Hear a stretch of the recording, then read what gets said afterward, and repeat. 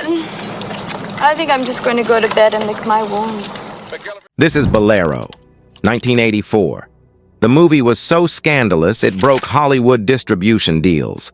So controversial it holds the record as the oldest film with a 0% rating on Rotten Tomatoes.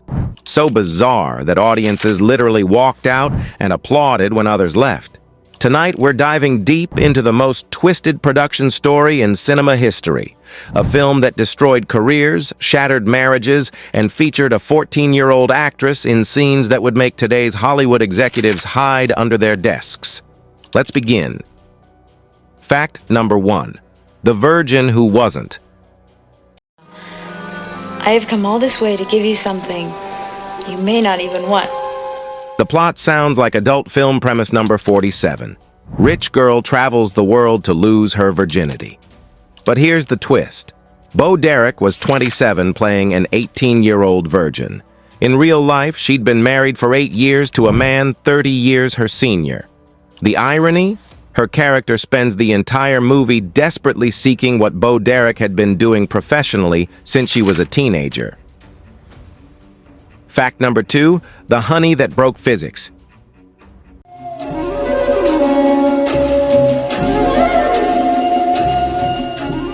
Remember that infamous honey scene? The one that made audiences question the laws of biology? Bo Derek herself described it in the most unintentionally hilarious way possible. This dialogue wasn't written by a teenage fan fiction writer. This was a major studio production with a $7 million budget. Let that sink in. Fact number 3. The 14-year-old scandal. I'm no little girl. Mac, do you know anything about opium? Olivia Dabo was spotted by a crew member wearing a bikini on a beach when she was 13. Director John Derek hired her after confirming she had no problem performing fully nude. She turned 14 before filming began. This wasn't hidden from anyone. It was the plan. In interviews, Dabo revealed Derek initially thought she had breast implants until she disrobed on set. The casual nature of this dialogue masks one of the most disturbing production decisions in mainstream cinema. Fact number 4. The distribution deal killer.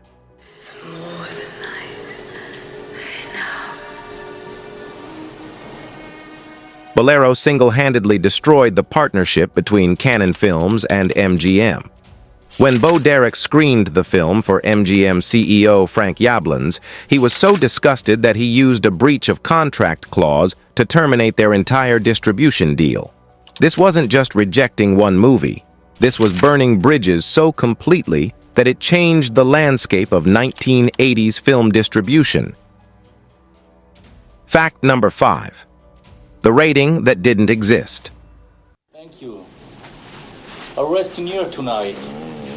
Be sure to wake me exactly. Rather than accept an X rating, John Derek released Bolero completely unrated. Theater chains that refused X-rated films also refused this one. The result? A mainstream movie starring a major celebrity that couldn't be shown in most American theaters. It was cinematic suicide by stubbornness. Fact number 6. The Golden Raspberry Massacre. Bolero wasn't just nominated for 9 Golden Raspberry Awards. It won 6 of them, including Worst Picture. But the real humiliation came 6 years later, when it was nominated for Worst Picture of the Decade.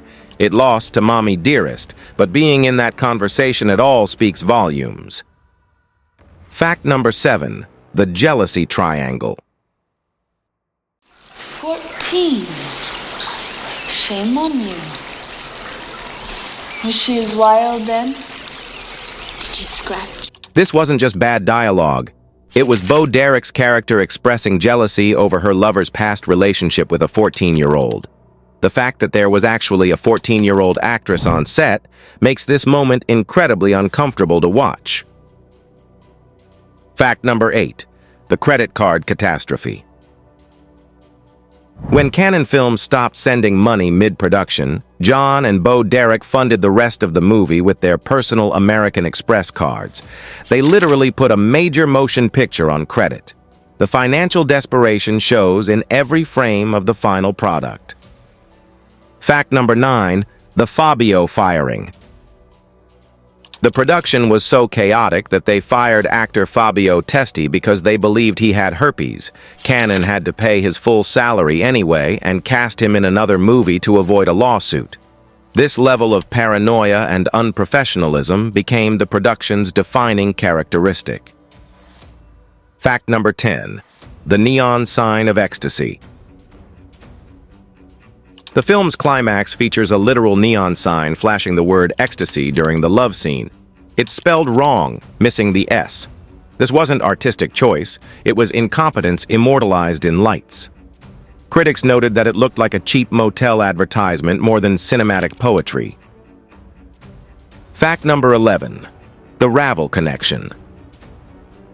The title references Ravel's Bolero, the same piece used in Bo Derek's breakout film, 10. John Derek thought this was genius-level marketing. Instead, it reminded everyone of a much better movie that actually understood eroticism. The musical choice feels desperate rather than sensual. Fact number 12, the bullfighting body doubles.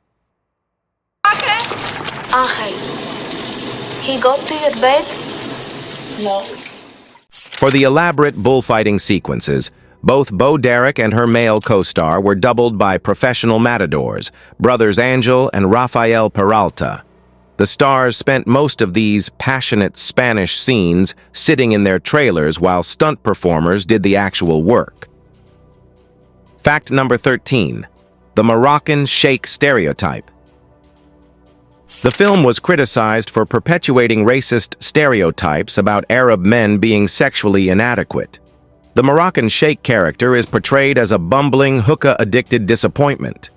This wasn't just bad filmmaking.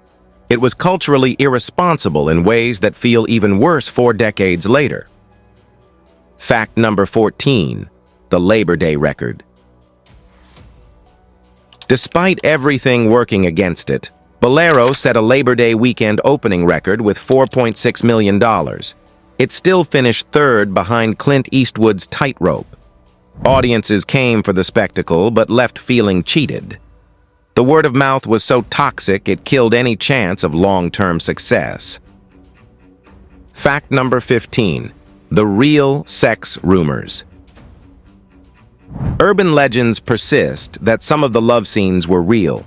This has been thoroughly debunked, but the rumors show how desperately the production wanted to generate controversy.